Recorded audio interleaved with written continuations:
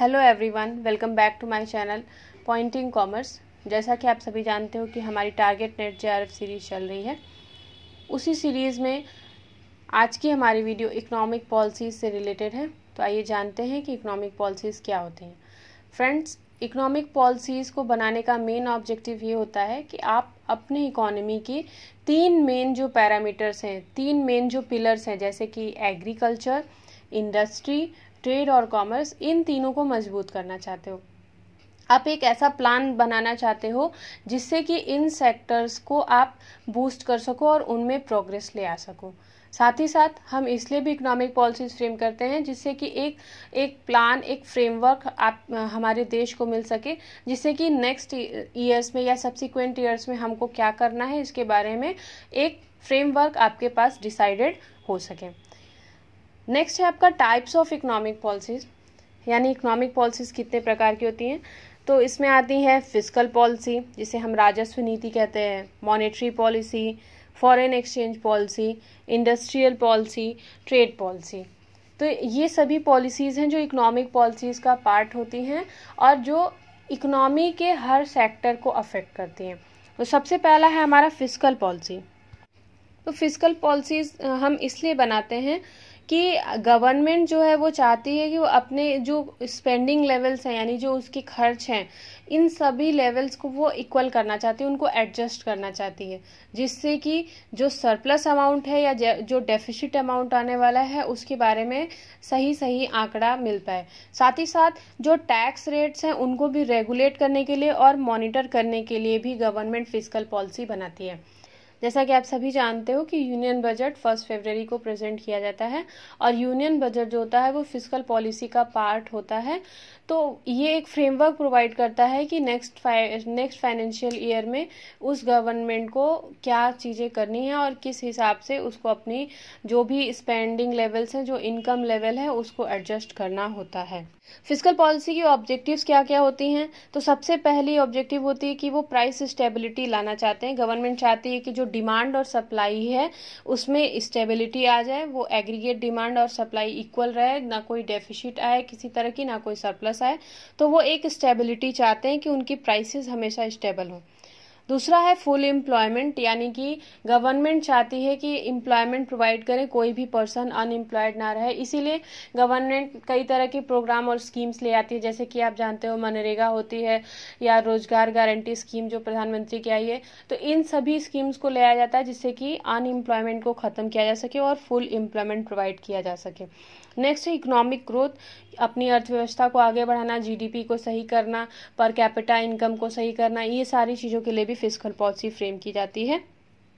और नेक्स्ट है equitable distribution, जिसमें कि आप चाहते हो कि जो इनकम का डिस्ट्रीब्यूशन है वो इक्वल हो। ऐसा ना हो कि कोई गरीब है तो वो और पुअर बिकम पुअरर और जो अमीर है वो अमीर होता जाए, गरीब गरीब होता जाए।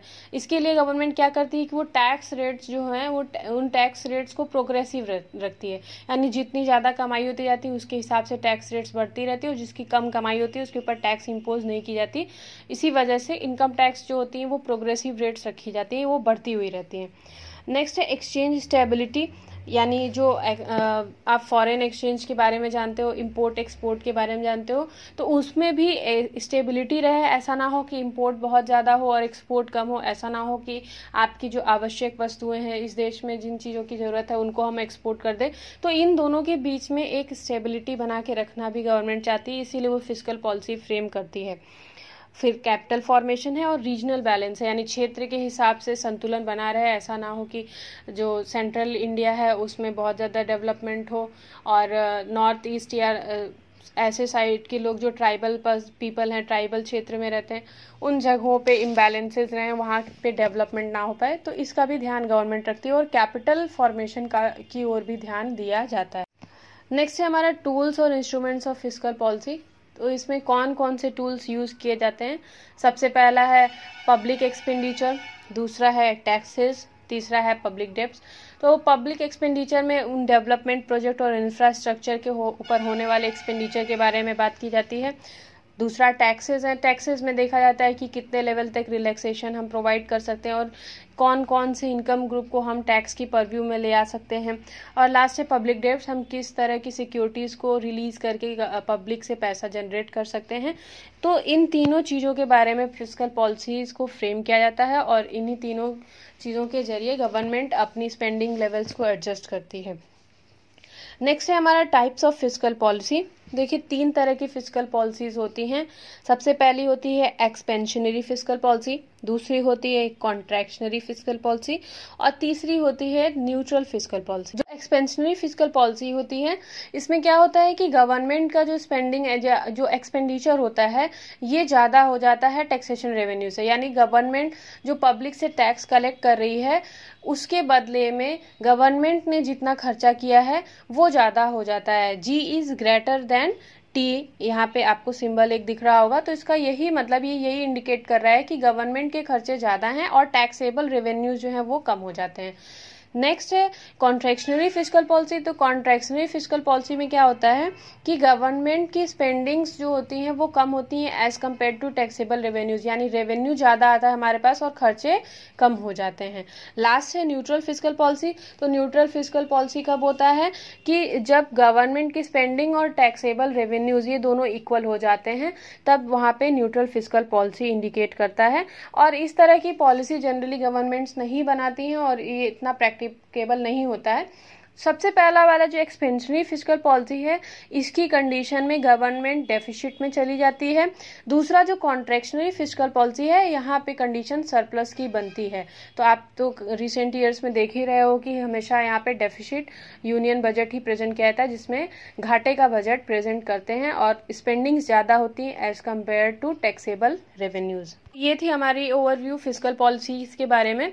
नेक्स्ट पॉलिसी होती है मॉनेटरी पॉलिसी। तो फ्रेंड्स, फिस्कल पॉलिसी गवर्नमेंट के द्वारा फ्रेम की जाती है, लेकिन मॉनेटरी पॉलिसी जो होती है इसको फ्रेम करने वाली आरबीआई होती है। और मॉनेटरी पॉलिसीज इसलिए फ्रेम की जाती हैं जिससे कि जो सर्कुलेशन में मनी सप्लाई होती है उसको रेगुलेट किया जा सके। तो मॉनेटरी पॉलिसीज क्या होती हैं? ये सेंट्रल बैंक की ऐसी टूल होती है जिसके जरिए वो फाइनेंशियल कंडीशन को रेगुलेट कर पाती हैं किसी भी कंट्री की। साथ ही साथ वो जो वेरिएबल्स होते हैं उसके उन वेरिएबल्स का यूज करती है जिससे कि क्रेडिट कंट्रोल किया जा सके और साथ ही साथ वो जो एक्सपेंडिचर हो रहा है किसी भी इकोनॉमी में उसको भी रेगुलेट करना चाहती हैं। मॉनेटरी पॉलिसी जो होती है वो डिफरेंट होती है फिस्कल पॉलिसीज से, क्योंकि फिस्कल पॉलिसीज को फ्रेम करने वाली सेंट्रल गवर्नमेंट होती है और मॉनेटरी पॉलिसीज को फ्रेम करने वाली आरबीआई होती है, जो कि हमारे देश का सेंट्रल बैंक भी है। आरबीआई इसको फ्रेम क्यों करती है? क्योंकि वो सप्लाई ऑफ मनी जो कि सर्कुलेशन में होती है उसको वो रेगुलेट करना चाहती है, यानी करेंसी जो सर्कुलेशन में है उनको वो रेगुलेट करना चाहती है। इसके साथ साथ interest rate, inflation rate, credit control, liquidity position, इनको भी वो रेगुलेट करना चाहती है, जो कि इसके मेन ऑब्जेक्टिव्स भी होते हैं। तो इसीलिए वो मॉनेटरी पॉलिसीज को फ्रेम करती है। मॉनेटरी पॉलिसीज जो होती हैं, क्योंकि ये जनरल पॉलिसीज हैं, इसीलिए गवर्नमेंट की इकोनॉमिक पॉलिसीज का पार्ट होती हैं। इसका मेन ऑब्जेक्टिव क्या होता है? ये इन्फ्लेशन को कंट्रोल करना चाहते हैं, एम्प्लॉयमेंट लेवल्स को मैनेज करना चाहते हैं और साथ साथ लॉन्ग टर्म इंटरेस्ट रेट को रेगुलेट करना भी इनका काम होता है। इसके इंस्ट्रूमेंट कौन कौन से होते हैं मॉनेटरी पॉलिसीज के? जो कि क्रेडिट कंट्रोल के इंस्ट्रूमेंट्स भी होते हैं। तो ये 2 तरह के मेजर्स अपनाती है आरबीआई मॉनेटरी पॉलिसीज में। तो सबसे पहला होता है क्वांटिटेटिव और दूसरा है क्वालिटेटिव। क्वांटिटेटिव में आते हैं bank rate, open market operation, varying reserve ratio जिसमें सीआरआर और एसएलआर आता है, लिक्विडिटी एडजस्टमेंट फैसिलिटी जिसको एलएएफ बोलते हैं, इसमें रेपो रेट और रिवर्स रेपो रेट आते हैं। दूसरा मेजर होता है क्वालिटेटिव मेजर जिसमें publicity, rationing of credit, adjusting margin of loan और मोरल सुएजन आते हैं। तो बैंक रेट वो रेट होती है जिसपे आरबीआई बिल्स को डिस्काउंट करती है। कॉमर्शियल बैंक्स के पास जितने भी तरह के बिल्स होते हैं उनको वो जब डिस्काउंटेड कराना चाहते हैं या जब उनको भुनाना चाहते हैं, उस कंडीशन में आरबीआई को जिस रेट से वो इंटरेस्ट प्रोवाइड करते हैं वो रेट बैंक रेट होती है। साथ ही साथ यही सेम रेट होती है जिसपे वो लॉन्ग टर्म लोन भी ले सकते हैं आरबीआई से। तो बैंक रेट दोनों कंडीशन में सेम होती है। नेक्स्ट है हमारा open market operation. Friends, open market operation के कंडीशन में आरबीआई जो है गवर्नमेंट की सिक्योरिटीज को सेल या परचेज करती है, जिस कंडीशन में वो अगर चाहती है कि लिक्विडिटी की पोजीशन मार्केट में कम हो जाए तो उस कंडीशन में वो रिलीज करती है गवर्नमेंट सिक्योरिटीज को और ज़्यादा करेंसी अपने पास लेती है और उसके बदले में सर्टिफिकेट इशू करती है। अगर वो चाहती है कि लिक्विडिटी बढ़ जाए तो उस कंडीशन में वो सिक्योरिटीज को परचेज करती है और लिक्विडिटी को बढ़ा देती है। नेक्स्ट है हमारा वेरिएबल रिजर्व रेशियोज, जिसे हम वेरिंग रिजर्व रेशियो भी बोलते हैं। इस रेशियो का यूज आरबीआई लिक्विडिटी पोजीशन को मेंटेन करने के लिए करती है। तो फ्रेंड्स, इसमें दो तरह की रेशियोज आती हैं, सीआरआर और SLR. CRR stands for cash reserve ratio, जिसमें कि आरबीआई कमांड करती है कॉमर्शियल बैंक्स को कि वे अपने टोटल डिपॉजिट्स का एक सर्टेन रेशियो आरबीआई के पास रखें। एसएलआर यानी स्टेटरी लिक्विडिटी रेशियो, इसमें आरबीआई कमांड करती है कॉमर्शियल बैंक्स को कि वे अपने टोटल डिपॉजिट्स का सर्टेन रेशियो अपने पास लिक्विडिटी फॉर्म में अवेलेबल रखें। तो जब लिक्विडिटी को कम करना होता है आरबीआई उस समय सीआरआर का यूज करती है, और जब लिक्विडिटी को बढ़ाना होता है आरबीआई उस समय एसएलआर यानी स्टेटरी लिक्विडिटी रेशियो का यूज करती है। नेक्स्ट है लिक्विडिटी एडजस्टमेंट फैसिलिटी, जिसमें कि लिक्विडिटी पोजीशन को एडजस्ट जब बैंकों को करना होता है उस समय इसका यूज किया जाता है। तो इसमें दो तरह की रेशियोज आती हैं, रेपो रेट और रिवर्स रेपो रेट। तो फ्रेंड्स, रेपो रेट जो है होती है इसका यूज तब किया जाता है जब कॉमर्शियल बैंक्स आरबीआई से शॉर्ट टर्म लोन्स लेती हैं। तो जब शॉर्ट टर्म लोन्स वो लेती हैं उस कंडीशन में जिस इंटरेस्ट को प्रोवाइड वो आरबीआई को कराती हैं उसे हम रेपो रेट बोलते हैं।